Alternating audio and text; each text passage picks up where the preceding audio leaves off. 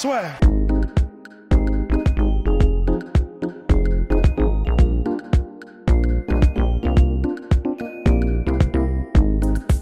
Bonjour à toutes et à tous, bienvenue au podcast La Sueur avec Rust. De bon matin, puisqu'on commence par avec une annonce. Donc la preview UFC 235, Jones versus Smith. Il y a également Woodley, Usman, Askren, Lawler, Garbrandt, Munoz, Zabit. Stephens. Qu'est-ce qu'il y a d'autre ? Il y a d'autres combats. Il y aura Johnny Walker. Oui. C'est pas Westby du coup, c'est Cirkunov. Cirkunov. Ouais, oui, Johnny Walker, Texas Ranger. On en parlera, oui. En fait, on fait ce podcast-là lundi parce qu'on sera... Enfin, on est d'ailleurs en direct de Las Vegas. Attention. Dès demain, donc mardi, on vous proposera un live, un podcast live. Donc on répondra à une question, peut-être on fera sur qui ? Sur qui ? Peut-être sur Zabit. Enfin, on verra. Ouais. verra. On se laisse le. On se laisse 18h live sur YouTube en direct de Las Vegas. Ça, c'est formidable. Putain, c'est extraordinaire. C'est On formidable. pouvoir dire ça. Tout ça grâce aux micro-cravates. bien Ah évidemment. ouais. Dire croco. Donc bref, revenons à nos moutons. Et vous pourrez bien évidemment nous poser toutes les questions que vous souhaitez. Vous pouvez aussi déjà nous les poser sur Instagram, @la sueur de préférence. Et on y répondra dans le YouTube Live. Si vous les posez avant, vous avez plus de chances qu'on y réponde parce que c'est vrai que on aura le temps de préparer, de sélectionner les questions les plus intéressantes ou de regrouper si vous avez tous les questions sur des sujets finalement qui se recoupent par exemple sur l'USADA ou ce genre de choses. Voilà. Bref, mon cher Rust, UFC 235, carte pour l'instant de l'année. Jones versus Smith, un combat qui est surtout là pour permettre à John Jones de rester actif. Ouais. Alors, tout en gardant quand même à l'esprit que malgré tout, dans la division de la heavyweight en ce moment, Smith est légitime. Oui. Il est légitime en tant que tout à contender. Il a battu Ozdemir, il a battu deux légendes coup sur coup, Sugar Rashad et Shogun, légende vieillissante, certes. Mais pour moi, il y a beaucoup plus de mérite, plus de mérite à battre Shogun que Rashad Evans. Parce que Rashad Evans, il l'a battu, Rashad, c'était quand même... De toute façon, Rashad, là, il est grosso modo sur 15 défaites d'affilée. Oui, exactement. 5 dont 4 filles. Enfin bref, D'ailleurs, il est retraité maintenant. Ouais. C'est vraiment triste, un petit aparté de 30 secondes. Il aura tout essayé, il a voulu changer de catégorie, il a voulu... Terrible. Il était fini depuis déjà quelques combats. Mm. Donc Anthony Smith, contender légitime pour le titre.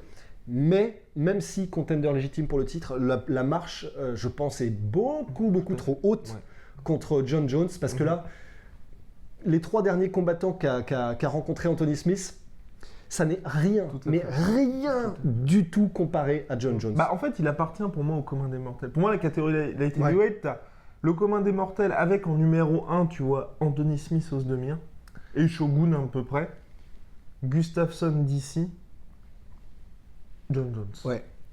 Et en plus, le truc, ce qui est un peu cruel pour Anthony Smith, c'est que pour qu'un combat soit intéressant dans l'esprit des fans un peu hardcore, avec John Jones, il faut obligatoirement que tu aies quelque chose que tu maîtrises tellement que les gens commencent à se dire « Ah, c'est peut-être la personne pour battre John Jones. » Donc, avec Gustafsson, c'était la boxe très aérienne, super au poil, etc. Et puis il y a eu ce premier combat aussi. Le premier combat. Avec Daniel Cormier, c'était la lutte et le côté invaincu, c'était le côté tank et capitaine de son AEK, etc. Donc, si tu as quelque chose que tu maîtrises tellement et dans lequel tu es un ponte, les discussions commencent à peut-être qu'il va pouvoir un petit peu vraiment, tirant des bords, mettre en danger John Jones. Le problème, c'est qu'Anthony Smith, que j'adore, vraiment j'adore ce combattant. Moi aussi. À part, effectivement, le cœur, Lionheart, à part son cœur, il n'a rien, à mon sens, qui peut vraiment, il n'a rien qui peut mettre en danger John Jones. Si, il a déjà connu la défaite. Beaucoup tout. Ouais, mais alors c'est ça le problème. Il est à, je crois, 13 défaites, il s'est fait finir. 11, attendez, non seulement j'annonce 13 défaites, mais j'annonce 12 finishes. 12 finishes ? Moi j'en étais à 11, j'étais à un bilan de 29-11. Moi j'en étais à un bilan de 33-13, je crois. 32-13. 32-13. Oh là là, j'espère que la mise à l'amende va être en direct. Oui. Ou presque. Internet fonctionne, les gars, Internet fonctionne. Je vais. Qu'est-ce que j'ai Anthony Smith, tout ça pour dire qu'il a quand même connu énormément de fois la défaite, mais surtout, Anthony Smith avant d'être en light heavyweight et aujourd'hui d'avoir cette un peu renaissance en light heavyweight, était middleweight et finalement un middleweight quelconque. Et il montre, enfin quelconque, bon mais pas dans les tops du top, et il montre en fait que les combattants font bien de monter de catégorie parce qu'il n'y a plus ce weight cutting qui est désastreux, et à la manière de Thiago Santos Ou de Robert Whittaker. Pas Thiago Santos parce qu'il est aujourd'hui en light Oui, heavyweight. certes. Thiago Santos d'ailleurs qui a mis KO Anthony Smith. Ouais. Anthony Smith, c'est voilà. Ouais. Comme quoi, et Mikao, Jimmy Manuwa lors du un des rounds de l'année. UFC Toronto, bref, tout ça pour dire qu'aujourd'hui, invaincu en light heavyweight, et puis t'as vraiment quelque chose de nouveau avec lui. Oui, complètement. Oui, il y a quelque chose de nouveau. En fait, il a un profil qui finalement qu'on ne voit quasiment jamais en fait ces jours-ci dans les combats pour le titre. C'est le dernier en date, c'était Robbie Lawler, un gars qui a vraiment tout connu et qui revient un petit peu après avoir repoli son skill set. Ouais. Et là, pour Anthony Smith, oui, 31-13 et qui a été fini. Oh bravo Rust, 12 fois, bravo Rust. 13 c'est énorme quand même. C'est énorme, en fait c'est énorme. Et donc déjà premièrement, et en plus c'est vraiment, c'est pas que des soumissions, un truc comme ça. Il s'est fait mettre KO 8 fois. 4 soumissions.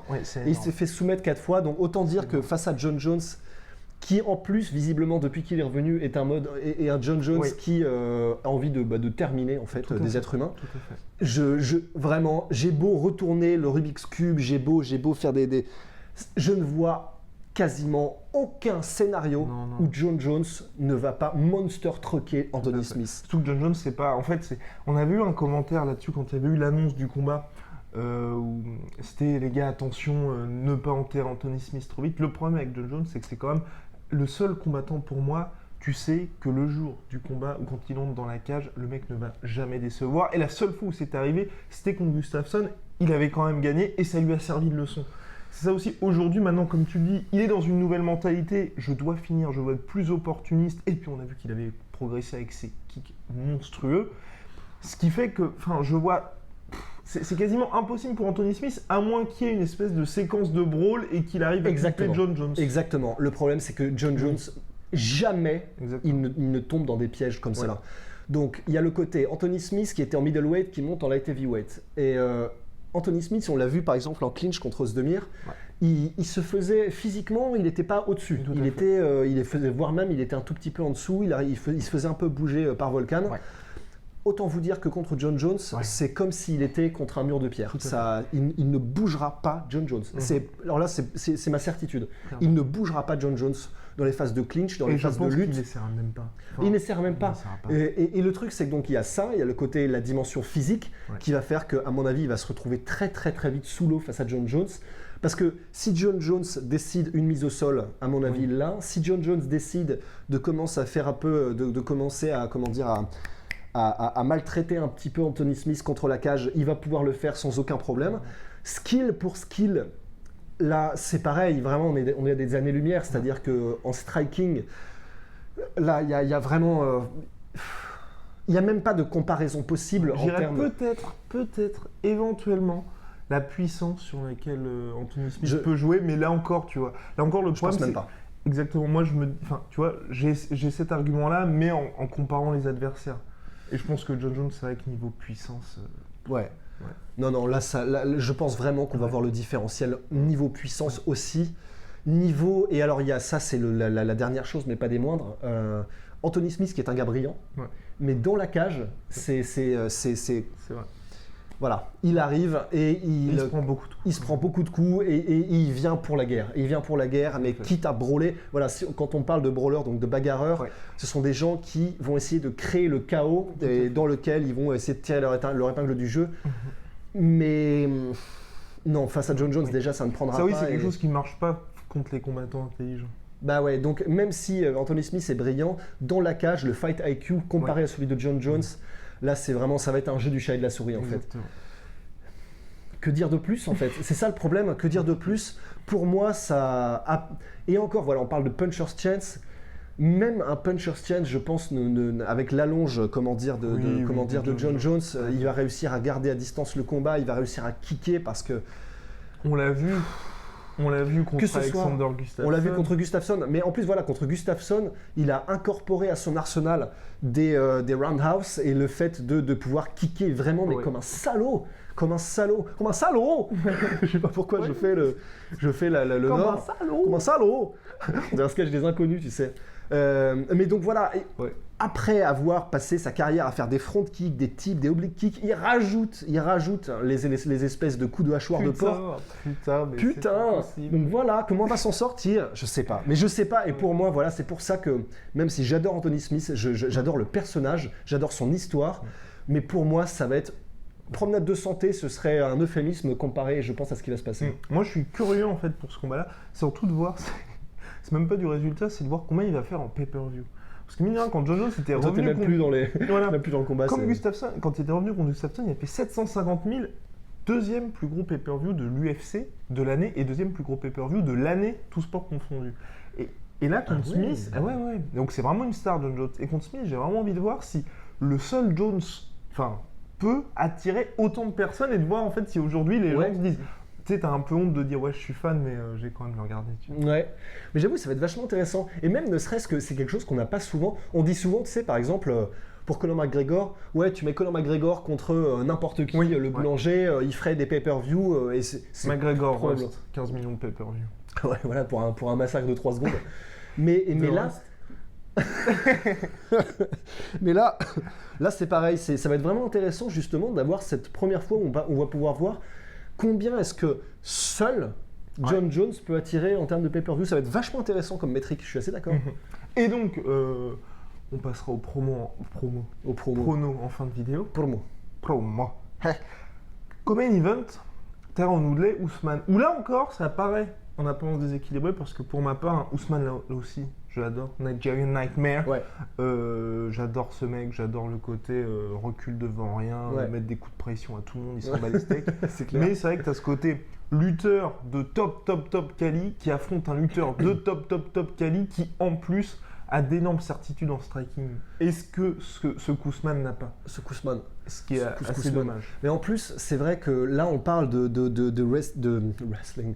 On parle de lutte très quali, Ouais. c'est vrai. Et de toute façon, comment dire, les performances d'Ousmane parlent pour lui. Tout à fait. Mais Oui, en- et il le mérite. Hein. Et il le mérite. Alors là, Ouais. aucun problème, il le mérite. Alors certes, il y a eu du Colby, aurait dû avoir le Ouais. combat, il le méritait plus, ok, mais ça n'empêche que Ousmane mérite largement Ouais. son title shot. Oui, sachant que les deux en plus ont battu les mêmes adversaires. C'est Ouais, voilà, Demian ouais. Maia, Dos Anjos, à Dos chaque Anjos. fois de la même façon. Ouais, voilà, bah, du Mhm. WrestleFuck. Exactement. Voilà. Et Ousmane, même si c'est une lutte très quali, il y a quand même un niveau d'écart, je pense, avec les Woodley et les Ben Askren. Ouais. Et donc, c'est un lutteur de division 2. Si vraiment on veut rentrer dans les NCAA. statistiques en NCAA, alors certes, il faut le prendre toujours avec des pincettes parce que la lutte pure, même si c'est freestyle gréco-romaine, etc., n'est pas la même chose que la lutte en MMA. On peut citer Georges Saint-Pierre comme étant le plus brillant exemple Exactement. de quelqu'un qui n'avait pas de palmarès en lutte à la base et qui pourtant était le meilleur lutteur. Donc on ne peut pas vraiment comparer pour ce qui est du MMA, mais quand même on peut en tout cas savoir que Woodley qui est All-American 2003-2005 je crois, donc division 1, donc là c'est vraiment le top du pop aux Et États-Unis. puis il y a aussi ce Fight IQ, mine de rien. Ah oui, de toute façon, Aussi. de toute façon. Et il s'entraîne avec Ben Askren qui a là, Ouais. grosso modo le même type de lutte Ouais. que Kamaru Usman, sauf que Ben Askren c'est un Olympien. Exactement. Donc, niveau lutte, ce qui est l'endroit où Ousmane devrait avoir le plus de chances de mettre en danger Et où il se réfugie. et où il se réfugie, clairement, là, il ne pourra pas. Ouais. Je serais très... faut jamais dire il ne pourra pas, mais je serais extrêmement surpris s'il arrive à mettre au sol Woodley et l'y maintenir. Mais vraiment, je Tout à serais fait. très très surpris, je ne le vois pas. Ouais. Donc, maintenant, reste à savoir, si jamais il ne peut pas le mettre au sol, qu'est-ce qu'il fait? Ah, pour moi, il se fait allumer. Oui, je pense aussi. Parce qu'on l'a vu contre notre cher Emile Mick, c'était quand même assez compliqué. Poussif. Poussif. Poussif.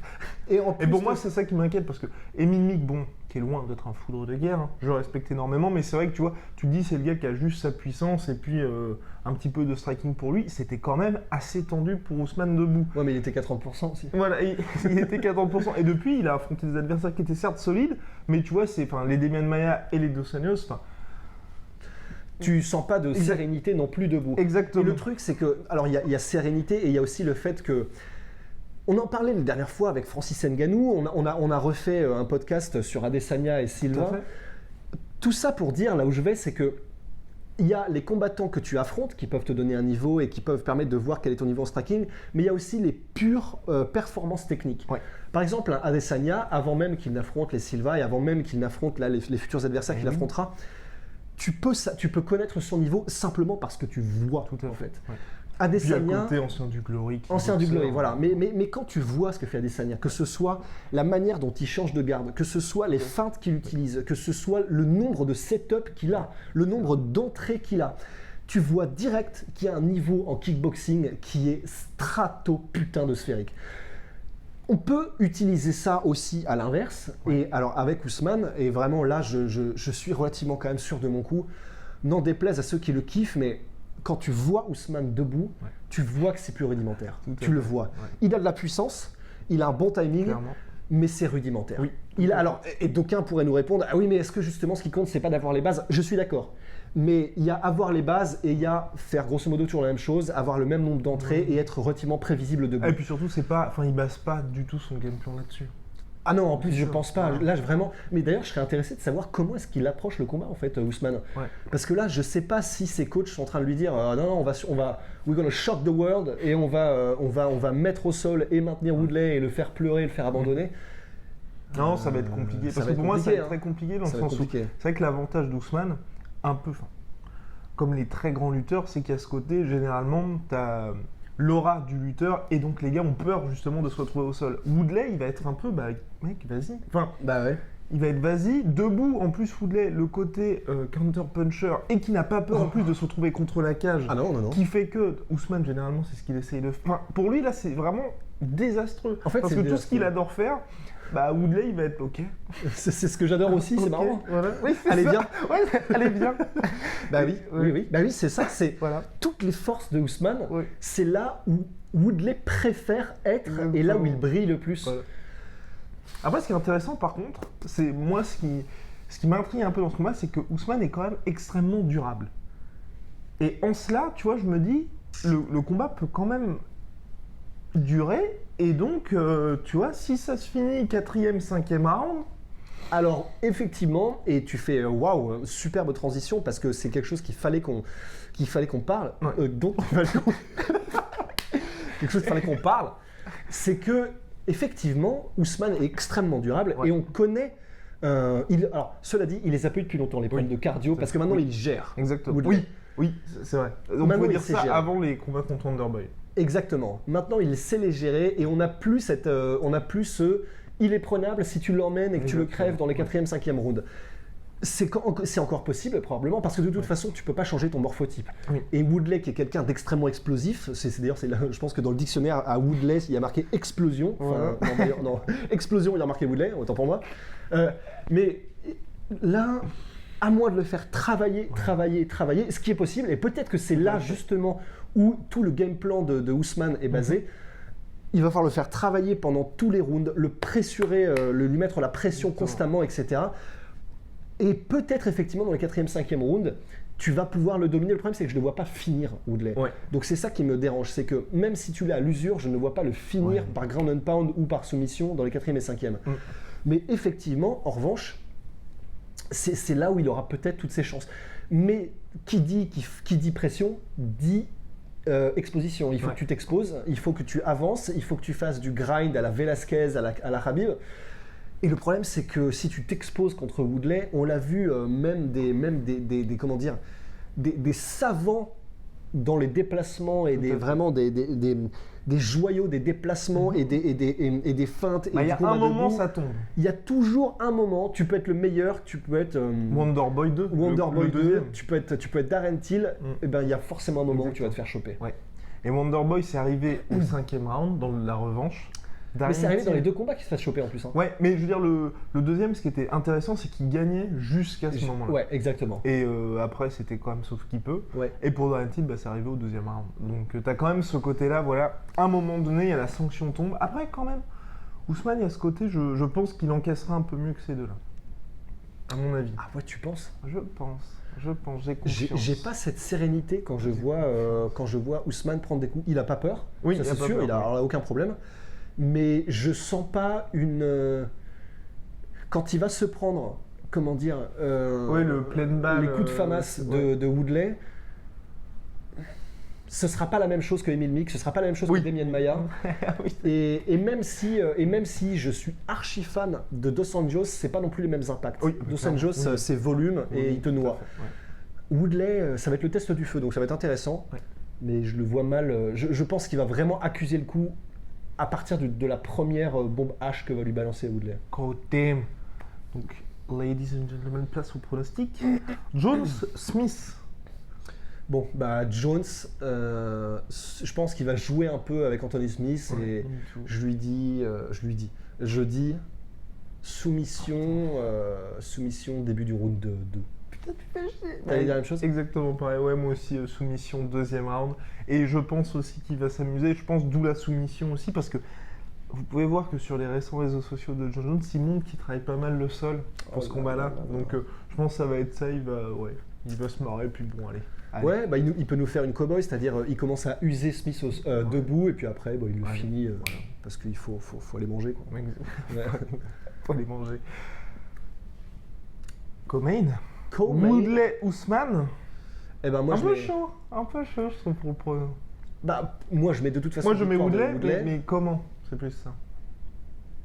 Effectivement, je pense que Ousmane sera suffisamment durable pour tenir jusqu'à la décision. Ouais. Donc je mets décision Woodley. Décision Woodley. Moi, je vois bien petite... Ouais, soumission. Soumission Woodley, troisième. Soumission Woodley, troisième. Ouais. Ouais, soumission Woodley, troisième round. Ouais. Voilà, monsieur. Soumission Woodley, troisième round. Bien, cette semaine qui s'annonce absolument monstrueuse. Dantesque. Puisqu'on va vraiment être au max du max, malgré le décalage horaire, malgré tout. N'oubliez pas, demain, donc mardi, live à 18h sur YouTube. On annoncera aussi la sortie, normalement, des super magnifiques t-shirts La Sueur. Ah oui. Oui. Bio, fait en France. On a fait le taf. On a fait le taf. Hein. On a vraiment fait le taf. Et donc, ouais, n'hésitez pas à poser des questions sur Instagram, @La Sueur, Facebook, @La Sueur, Twitter, @La Sueur _OFF. Donc, soit par message, ou soit, si c'est sur Twitter, hashtag La Sueur ou hashtag podcast La Sueur si vous voulez tweeter directement. C'est aussi simple pour nous. Et puis on se fait un plaisir d'y répondre. Ouais. Et bonne semaine. Allez, ciao. Soit.